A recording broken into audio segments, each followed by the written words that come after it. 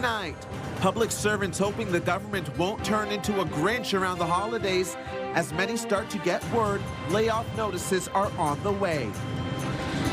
Ontario's Education Minister makes an appearance in the capital with a bold message. You might be saying goodbye to school board trustees for good. Plus, hockey night in Ottawa, the Ottawa 67s look to cover from a minor trampling by the Barrie Colts. Tonight's game not going to the home team.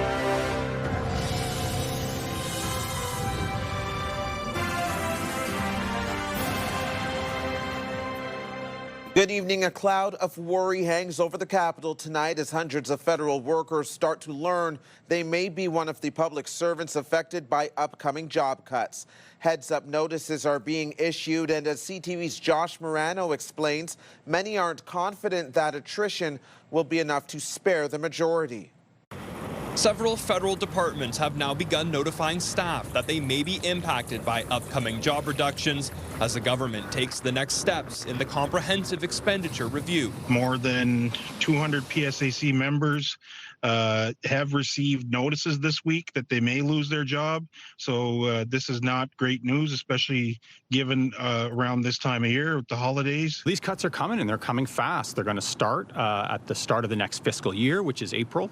And so in order to actually implement them, they need to start informing employees right now that they may be affected by some layoffs. The Public Service Alliance of Canada says 219 employees at Natural Resources Canada received notices this week warning they may lose their jobs. In a statement from the department, receiving a letter signals the beginning of a process that takes several months for employees to consider various options available to transition to another job in the public sector, consider early retirement, or pursue employment outside the public sector.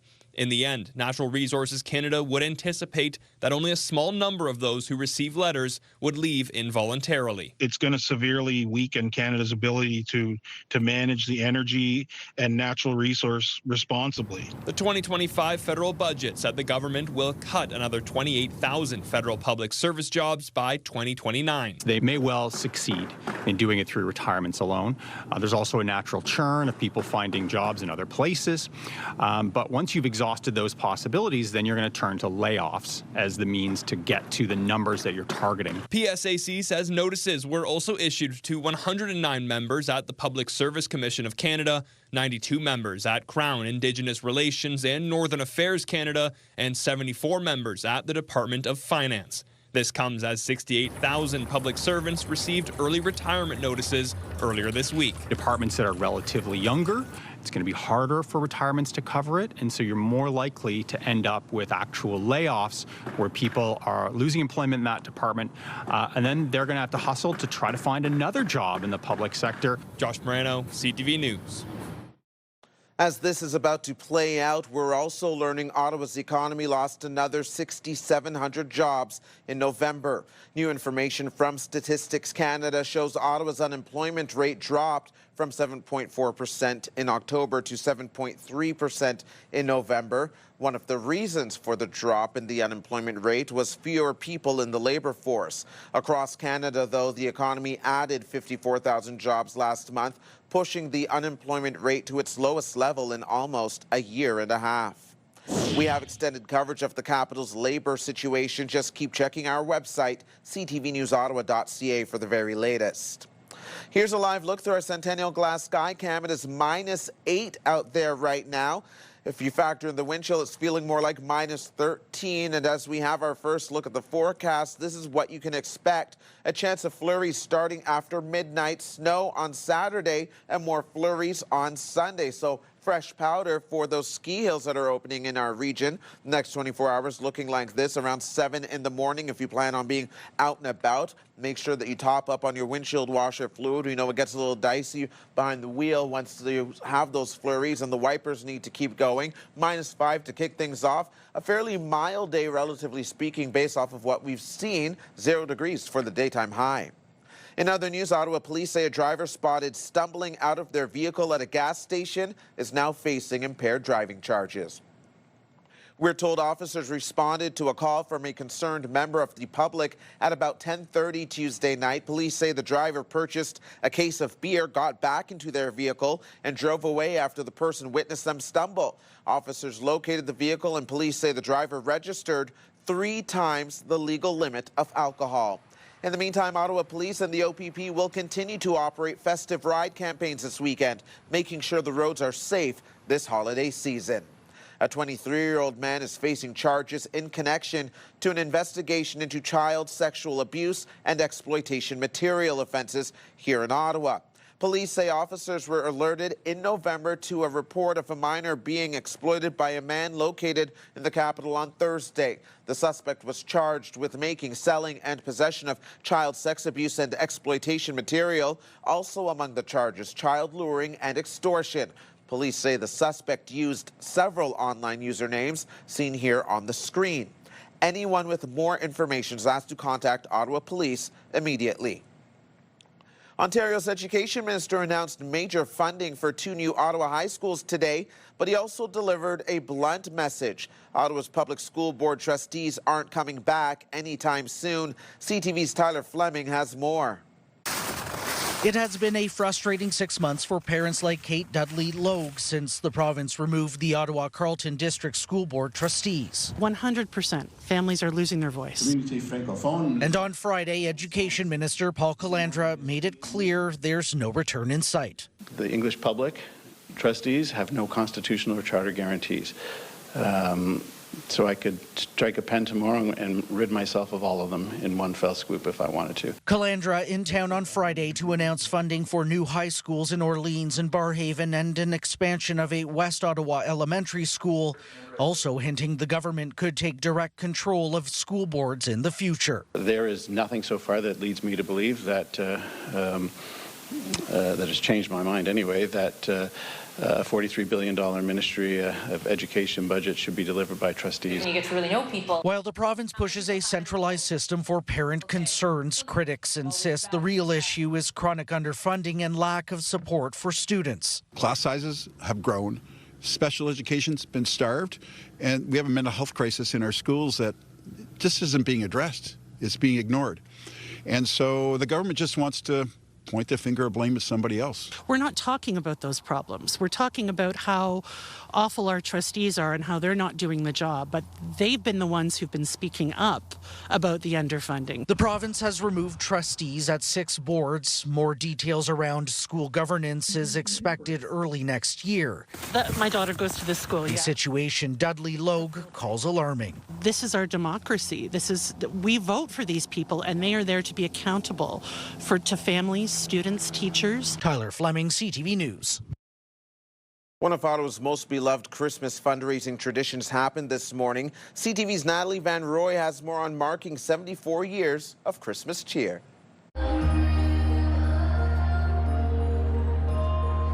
A holiday carol for the 74th annual Christmas Cheer Breakfast in Ottawa on Friday. The fundraiser bringing together the community for a good cause. All of the proceeds go to our charities, divided up, and they're all focused on food insecurity to help families in a time of year, especially this time of year with the holidays. The Ottawa Mission, one of the local organizations that will receive a charitable donation. It's always a generous donation in the thousands of dollars. And of course, every dollar we receive could be a meal or several meals for somebody who's homeless. It could be somebody who's getting a meal from the food truck program. It could be somebody who's coming in our doors just to pick up a winter coat and then move on. The sold-out event including businesses and organizations from across the community. I didn't really give you CTV Ottawa anchors Patricia Bull and Stefan Keys emceeing. It's the best way to start the Christmas season. Everyone is in a wonderful mood. It's early, but we're having fun, and it raises money for a great cause. You're going to be raising the bid. New this year, a live auction. Just always a lovely reminder of how blessed we are and privileged we are to be here in this room, to be able to raise money for those who may not be in the same position. So it always warms your heart to see everyone come together for such worthy cause. As of Friday morning, the Christmas cheer breakfast raising more than $130,000. Organizers say donations for the event will be accepted until December 8th in the evening. We're so thankful for everybody to come out. It provides food for those that are less fortunate in our community, and it's just it is very special this time of year where we can get together as a community and help those that are less fortunate. A way to spread holiday cheer this Christmas season. An event that's a big boost to so many charities. Natalie Van Roy, CTV News. Hand warmers, layer it up and, stay warm. Go in there for a hot chocolate every once in a while. Coming up, how many are marking or making sure the cold snap doesn't keep them off the ski slopes. The magic of the holidays is here, and this year the need is greater than ever. Let's ensure every child in our community feels the joy with CTV and Move 100's Toy Mountain. Together with the Salvation Army, we can help spread cheer and make a child's wish come true. Drop off any new unwrapped toy to the designated drop-off locations or make a monetary donation online. For all the details, visit toymountain.ca, presented by Donnelly Automotive Group. Here's Eckberg for Kingwell. Rummel again. Morelli scores! A nice first goal for the Barber Poles, but it wasn't enough to keep the team from Barrie at bay. The Ottawa 67s losing tonight's game on home ice to the Colts. Final score 4-1. The National Capital Commission asking you to stick to refrigerated and indoor rinks for now, saying it's not cold enough yet to go skating on the world's largest skateway. A thin layer of ice has started to form along the Rio Canal Skateway. The NCC is urging people not to go onto the ice surface this weekend. Officials say the presence of work crews on the canal in the coming days should not be taken as a sign that the ice surface is stable. Let's have a closer look at the forecast and see what else we can expect. The satellite radar picture showing quite a bit of cloud coverage. Those clouds will bring snow overnight. We are expecting it to start after midnight, and it should linger throughout the weekend, tapering off into flurries for Sunday. And as we take a look at tonight's lows across the region, -16 here in Ottawa overnight. We know even right now the wind chill is a factor, feeling like -13. Over in Kittigan-Zibi, -20, -18 in Bancroft, and along the Seaway, slightly warmer at -10 in Kingston and Trenton. Taking a look at Mont Tremblant, we know some people will probably head out to go skiing there. -20 there right now, or overnight is what the low will be. -13 in Montreal if you plan on driving east. Tomorrow's daytime high is -9 here in the capital. We will see some highs or temperatures around 0 degrees, so it will feel fairly mild at certain points during the day. -4 in Kingston and -13 in Maniwaki to -11 in Mont Tremblant tomorrow, and partly cloudy conditions there. The 7-day weather forecast is brought to you by Pressler Law Firm. You don't pay unless they win. Call 1-800-JUSTICE.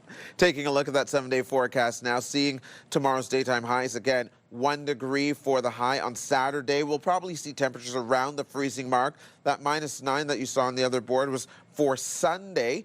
And a chance of flurries again throughout the week, and an 80% chance tomorrow morning that you'll see some flurries. The sun will come out on Monday. This is a slightly early stretch of cold weather for this time of year, and today some took to the slopes to take advantage. Here's CTV's Kimberly Johnson. I came here as soon as it opened. I set my alarm for 8 o'clock, got all my gear on at 8:10, then got out there. The cold temperatures isn't stopping Marcus Hines from hitting the slopes. It's brutal on the face. Like the lower part of my mouth, I can't feel it anymore. The goggles are definitely a necessity today. I feel like Jack Frost, you know? The National Capital Region is on a cold run on the first day of ski season. Temperatures dipping below -20 for the first time this season. We figure this is the coldest opening that we can remember. Camp Fortune says this cold weather is important for snowmaking. Obviously, we do have natural snow, but snowmaking is important to get a firm base on all the runs. We've been able to make quite a bit of snow. We are still making snow. In terms of cold weather, getting the season open, we love it. Environment Canada says after some snowfall this weekend, the colder below seasonal temperatures will return. The days that were below seasonal, they're significantly colder than normal, but we're not actually going to be near record-breaking temperatures. Monday, for example, when we're at -11, that's a 10-degree departure from normal. But the record is actually quite cold. It's -20, and it was set in 1906. With 2 runs open, Camp Fortune says hundreds of people took to the slopes on the first day, many coming with a plan. Just layer it up and, stay warm. Go in there for a hot chocolate every once in a while. Hand warmers. The preparation was to wait. So we thought about coming in a bit earlier, but then we saw the weather was heating up during the day. So we figured that -11 is probably better than -21. Kimberly Johnson, CTV News. So we've officially entered flu season, and we are seeing very high levels of flu right now in our community. Coming up, the cold weather is here, and so is flu season, an update that may have you running out to get your shot if you haven't already.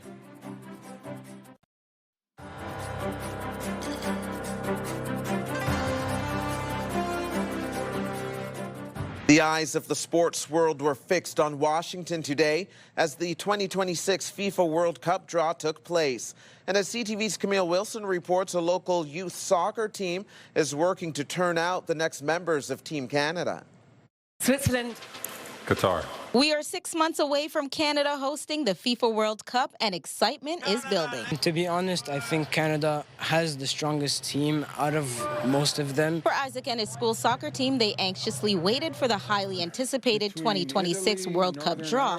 Canada will face Switzerland and Qatar first. I'm pretty sure their biggest obstacle is going to be Jan Sommer in Switzerland, since he has a very good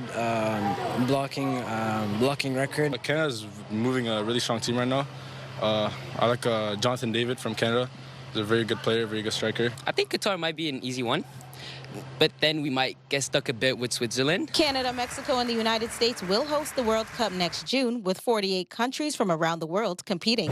Isaac grew up watching the sport with family and fell in love since. My parents and some of my uncles and stuff, they all play soccer and nights and all that. So I really got interested into the game, and I really like how there's physical activity included into all of this. And even though Isaac will be watching for entertainment, he'll also use it as a learning experience. I think the World Cup is just the best spot where to watch and to learn at the same time, looking at people who have actually got huge experience. Every single match would be an amazing opportunity to learn. This junior team, more of a class where they get to play every single day, trying their best to be better every time. For a lot of my kids, soccer is basically their life. They live and breathe it every single day, and they get to play it every single day here. They're trying to get scholarships, they're trying to go to university. Canada hoping to win the World Cup on home soil, with games being played in Toronto and Vancouver. And for this team, they will be all in. Since I'm from Egypt, of course, I'm supporting Egypt, even though I don't think that they'll make it too far. I think Canada have the chance to go through in the round of 16. Camille Wilson, CTV News. Officials are urging everyone to get the flu shot as cases and hospitalizations related to influenza are rising. And so is the level of concern with Christmas break and holiday gatherings only weeks away. Here's CTV's Peter Sperling. Frank Jess got the flu shot for one reason. I don't want to get sick. The Ottawa senior doing what he can to protect himself this flu season. Well, I like to be protected against the flu. You don't want to get ill, you know. A season that has now officially started. We've officially entered flu season, and we are seeing very high levels of flu right now in our community. Ottawa Public Health says this year's flu season is early. We have seen the onset of flu season this year a little bit earlier than we have in past years, and we are maybe a few weeks or a month ahead of where we were last year. Well, not unusual. Flu season can hit any time from November until January, according to Public Health. Hospitals are already busy. We're just seeing a huge increase in respiratory cases, and a portion of those are influenza and needing to be admitted to the hospital. With emergency visits at CHEO increasing. Much higher, really starting probably 5 days ago over last weekend. Big increases in the volumes that we're seeing in emergency. Health officials urging residents to get the flu shot and stay home if sick. We do know from the projections that Ottawa Public Health are doing that this will probably peak somewhere in the next 2 or 3 weeks, which falls right at Christmas. We have an increased demand this year comparing to the previous years. At this South Ottawa pharmacy, patients receiving flu shots as early as October. I think because the flu season rising early this year in Ontario, and people they want to get protected before the holiday season. As for Jess, he's ready. My doctor just offered it, and I said, yeah, why not, since I'm here. Peter Sperling, CTV News. Whether you are going in for hip surgery, whether you're using the Emerge, those are fully staffed labs by lab professionals that work 24-hour shifts. Still to come, why the flu shot could also help ease the workload of Ontario lab techs who say they are busier than ever. The Bell Media building is lit up bigger and brighter this year thanks to our friends at Christmas Decor from Nutrilon. The Medical Lab Professionals Association of Ontario says staffing shortages have hit critical levels. And as CTV's Pauline Chan tells us, they've made a one-time request of the Health Ministry to train more staff. Almost 70% of Ontario's medical labs, that is public health, community labs, and those in hospitals, say they are experiencing staff shortages. I would say in a lab like mine, which is a core lab, 75% of the work is chemistry testing, which means those are the tests that can diagnose kidney failure or liver failure, or can help diagnose a heart attack. Jennifer Sano-White has worked in the small community of Red Lake in northwestern Ontario for 20 years. There's only 3 MLTs on my staff, which can be quite challenging. When one person goes on vacation, I'm pulled out of my office from working on the quality aspect of the medical lab professional's job to working on the bench. 40% of Ontario labs surveyed say staff shortages are starting to affect testing turnaround times. And if you can't get a diagnosis, you can't get the right treatment. 70% of the data that's provided from laboratories is actually provided to physicians so they can treat us. Michelle Hoad says the holiday season is actually their busiest time of year. Right now, flu is rampant everywhere in Ontario. Whether you are going in for hip surgery, whether you're using the Emerge, those are fully staffed labs by lab professionals that work 24-hour shifts. The Medical Laboratory Professionals Association of Ontario has sent the Health Ministry a one-time request for $6 million over the next 3 years. It wants the money to hire more preceptors, retired lab technicians and technologists who can work as instructors for the practical training required to become a lab professional. The Health Ministry says it's taking action, adding, since 2018, we have added nearly 2,000 more medical laboratory technologists to our workforce.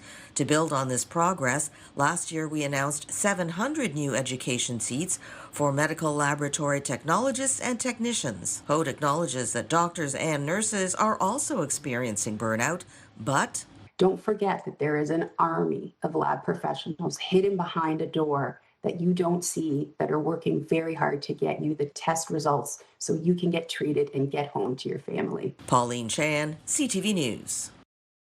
From health to consumer news now, Ontario wines and Canadian whiskey were the drinks of choice for shoppers in Ottawa and Eastern Ontario this year. According to the LCBO, sales of Ontario Red VQA went up 25%, while sales of Ontario White VQA jumped 24%. Canadian whiskey sales increased 8% in this region, the increase likely stemming from American booze disappearing from LCBO shelves. Also, it's set to be a good weekend for sequels at the box office. We took an oath to make the world a better place, and an innocent snake needs our help. Zootopia 2 is expected to repeat at the top spot, with Variety magazine putting it at $44 to $50 million US across North America. Five Nights at Freddy's 2 is forecast to debut in second, and Wicked, for good, is holding on to its momentum in its third weekend, where it's likely to claim third place at the box office.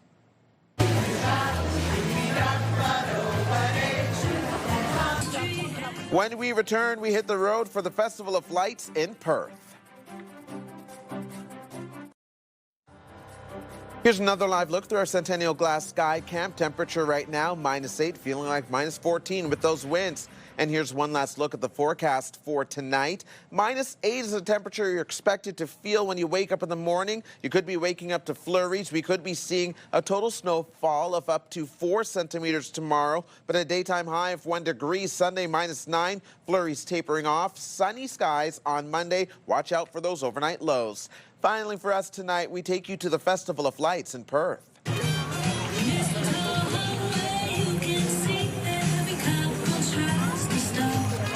And this year, the lights weren't just dazzling. The decorations adorning Christmas trees. Festival goers stepped outside to take in a drone show. There's lots of music on hand with live performances as well, and you can still take it all in over the next 3 Saturdays at Perth's Crystal Palace. On those nights, the trees will be lit from 4 p.m. on. That is CTV News for this Friday, December 5th. CTV News continues online anytime with our digital team keeping you up to date at ctvnewsottawa.ca. You can also watch our newscasts live on the CTV News app, and for news on the go, listen to News Talk Radio 580 CFRA. For all of us here at CTV News, thanks for watching. Have a wonderful night and have a great weekend.